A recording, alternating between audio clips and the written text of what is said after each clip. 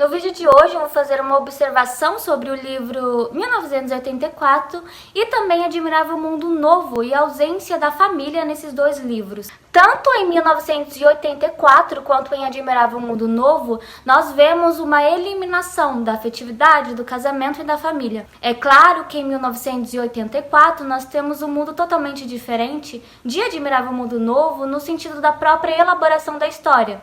No primeiro livro, as pessoas ainda nasciam através da conjunção carnal. A mãe era considerada mãe, apesar de não ter um papel tradicional de mãe. Mas Admirável Mundo Novo, as pessoas elas não nascem, elas simplesmente são produzidas em um laboratório. E a própria palavra mãe é considerada repulsiva. Apesar das histórias terem a diferença narrativa, há uma semelhança nas duas distopias quanto à abolição da família. Nesses dois casos, a instituição familiar foi descartada em prol de um controle político. E isso se dá porque a família ela não serve apenas para reproduzir de forma biológica, mas ela acaba reproduzindo socialmente o indivíduo no momento em que há a transmissão de valores familiares. E esses valores familiares, é claro, são encarregados de formar a consciência do indivíduo. Porque se você for parar para pensar, se não há essa transmissão de valores, a família iria servir apenas para a reprodução biológica. O contexto não seria muito diferente da reprodução dos animais. Diferente destes, a instituição familiar ela serve como núcleo de uma ordem social. É exatamente por isso que ela não é encarregada apenas do processo de reprodução do homem, mas também é encarregada de uma reprodução social, no momento em que há uma socialização da criança, claro. Isso de fato acaba marcando um determinado costume da sociedade na formação do indivíduo, porque nesse passo a educação que a criança ela recebe, ela será dotada de tradição e costumes. Chesterton ele caracteriza a família como a célula-mãe da sociedade. Ele diz que a família pode ser claramente caracterizada como a suprema instituição humana, porque ela é a unidade central de quase todas as sociedades. É dela que provém o alicerce da civilização. Então, quando vemos nas duas distopias a abolição da família, nós vemos não uma abolição da reprodução humana, e sim da família nesse sentido de estrutura elementar, que forma a base de uma determinada sociedade. Isso se dá porque a família é uma das instituições responsáveis pela consciência moral do indivíduo.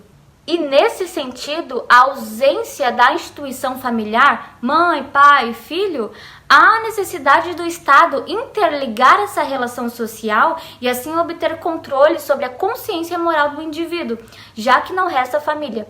É por isso que, em uma revolução cultural, nós vemos a destruição de determinadas coisas que exercem poder sobre o homem. Mas não só isso.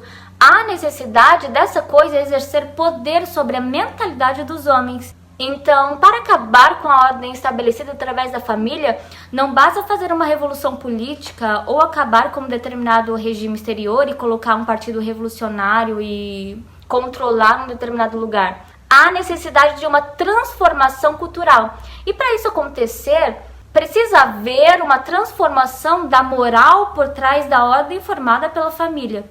Essa necessidade de expandir essa revolução cultural, esse domínio sobre a vida privada, é um traço muito típico de movimento totalitário que necessita deter o controle para que o partido ou a organização seja um agente único na vida cotidiana, como nós vemos nesses livros.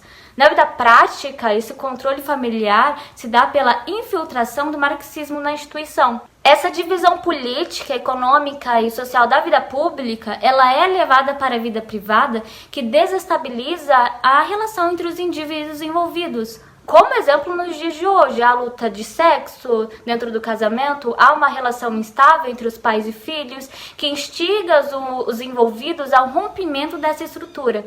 O próprio Karl Marx ele afirma a necessidade de erradicar a ordem social criada pela própria família. E isso, é claro, só irá acontecer se a própria família for desestabilizada.